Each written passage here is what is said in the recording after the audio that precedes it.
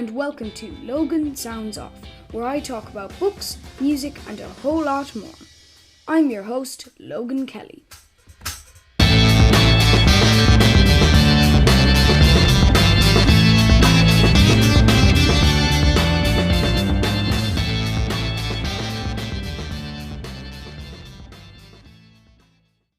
Hello guys, welcome back to Logan Sounds Off. Today I'm doing another album review with Dark Side of the Moon by Pink Floyd.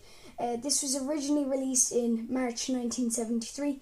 The re-release that you buy now is from 2016 and they're brilliant, actually, new additions. I love them. So the band members, Dave Gilmour, who done the guitars and the vocals, Nick Mason, who done percussion, Roger Waters, who done bass and vocals sometimes, Richard Wright, who's on the keyboards, and they all done this thing called VCS3. So I don't know what that is. So I bought this album because I was talking to Thomas Walsh and I told him I'd buy the album. And about a year later, I still didn't have it. So I got a voucher for Tower Records and I bought this album. And it was 30 quid. So it wasn't too expensive, and it was totally worth the 30 quid, as you'll learn quite quickly throughout this album review. Obviously, it's got a very iconic album cover, the prism with light going through it. I've actually got it here right next to me. Then on the back, it doesn't have the track list like other Pink Floyd albums. It has the album cover. Now, this one has the album cover on the back, except it's a bit bigger, the prism, and also it's upside down to the front cover, which is quite odd. One little thing though that I got quite annoyed with the copy that I got, not because of the music, I love the music, but because of the thing that it's made from. When you put a thumbprint onto it, it marks the album cover, which is quite annoying, but it doesn't ruin the album at all. So, the first song on side A, Speak to Me. This was a nice ambient start. So I noticed that actually at the start has some money cash register noises in it. So if you've listened to Money before, they have that at the start. There's a cash register playing and different samples, but it's in beat and it sounds really good against the bass. And then it kicks in and then that just stops. So it was nice to see that it kind of incorporated some of the other songs into each other. Then you got Breathe and then in brackets In the Air. Brilliant. I love the start of this. Dave Gilmour's singing in this was class. I really enjoyed listening to the first side of this album, mainly because of these couple of songs. And then On the Run, this was actually an instrumental song. There are actually 4 instrumental songs in this out of the 10 songs that are on it. So, the only ones that actually have lyrics is Breathe, In the Air, Time, Money, Us and Them, Brain Damage and Eclipse. Songs like On the Run, The Great Gig in the Sky, Any Colour You Like, they don't have lyrics. One of actually the songs there with the lyrics are quite odd, I must say, in this album. It's good in that way, but they're very odd. You've also got inside the album posters. I got a couple of posters and they show the band playing. And it's really interesting to see the band playing. I'm looking at them now. They're very, very, very good. Some of them are a bit illustrated, some of them aren't. But that's for another discussion. Then you also got Time. This is an iconic song. Everybody, if you know Pink Floyd, and if you know Money, you know The Wall by Pink Floyd, you know Another Brick in the Wall Part 2 by Pink Floyd, you have to know Time. It is one of the most best Pink Floyd songs I've ever heard in my life. The chimes at the beginning were weird, and I actually did a 5 on this one. And I've got a couple of songs that I want to go back on, like a Living Thing by ELO. I think I gave that a 2. If I heard that now, I would give it a 5. Then Time, I think I gave a 4 or a 3. Now I would give that a 5. The rest was really good. but when it gets in, it's amazing, and I really like that. Then the final song on side A was The Great Gig in the Sky. So this transition easily from time. There's brilliant singing, by the way, by Claire Torrey. Beautiful piano in this song. And I noticed that in a lot of these songs, they cross-faded. And that's what I like about this album. It isn't 10 songs. It's one big, long, relaxing, ambient song. And I like the way they can go from, let's say, really relaxing stuff, like to really hard kind of rock stuff. And I like that. I admire a lot of bands for being able to transition so easily from one song to another song. Then we go on to side 2 and we go on to Money. Brilliant. I absolutely love Money. It's a very good song. The only reason why I actually knew this song was because my guitar teacher, Stephen, he taught me how to play the riff of Money on the guitar, and I fell in love with the song.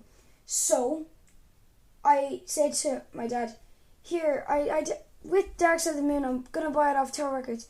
Is Money on that? And he went, yeah. And I went, yep, I'm buying that record.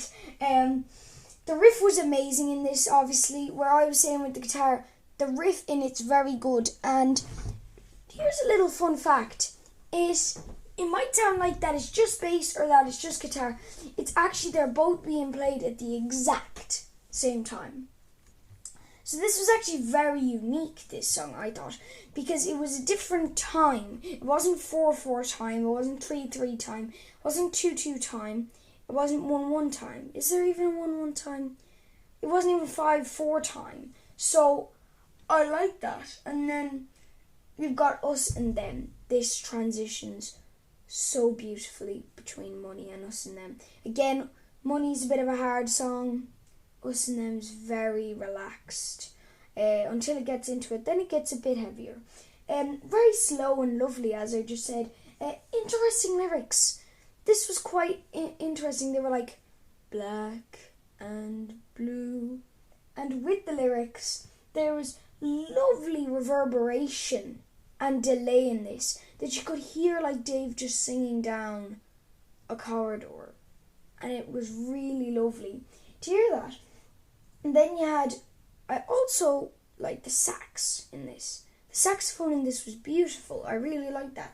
And I also loved the piano. The piano in this album is amazing. I have to put it out there. It's amazing. So I don't know if they're performed on a piano or a keyboard, but I think it's not Roger Waters. It's Richard Wright who plays the keyboard, so he might have done the kind of piano in this. I don't know.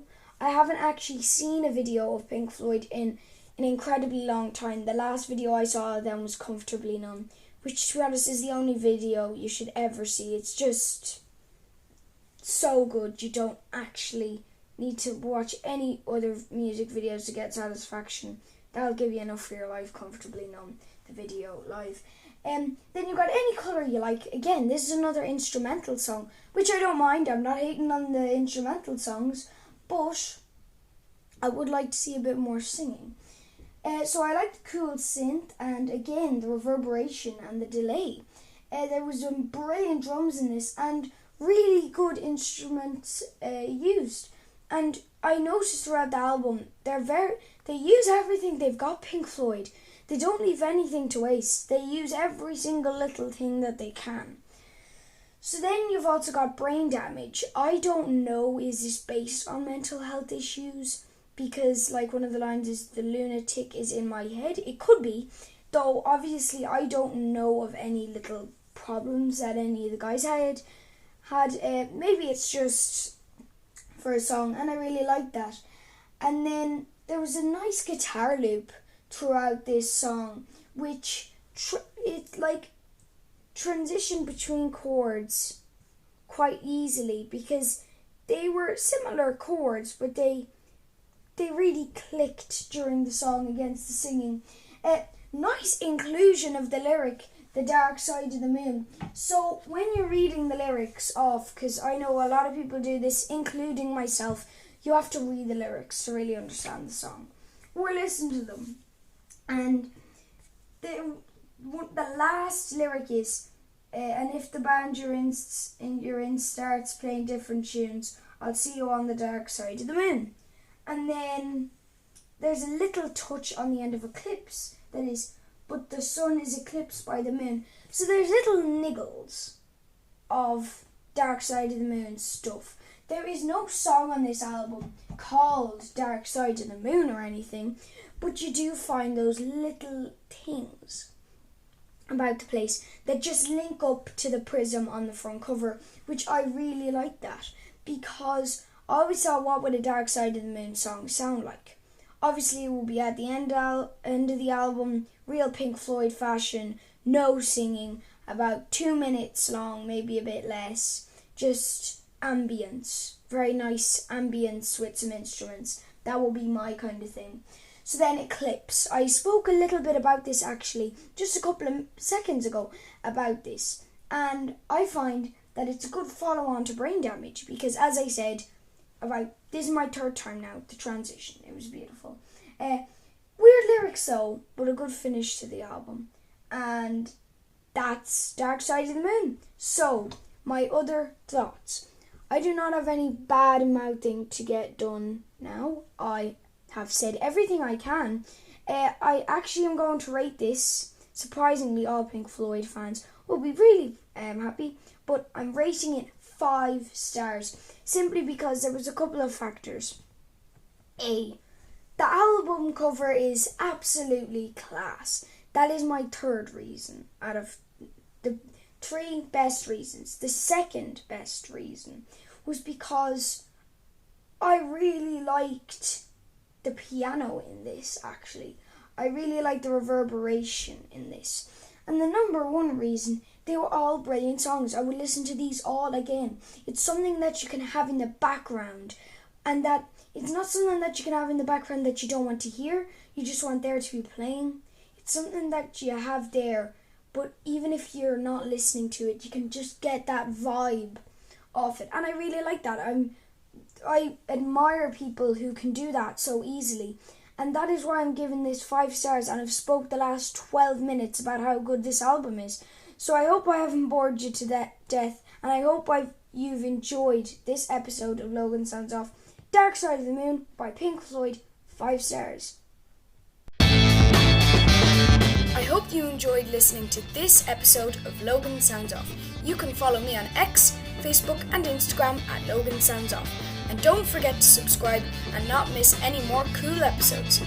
Bye guys!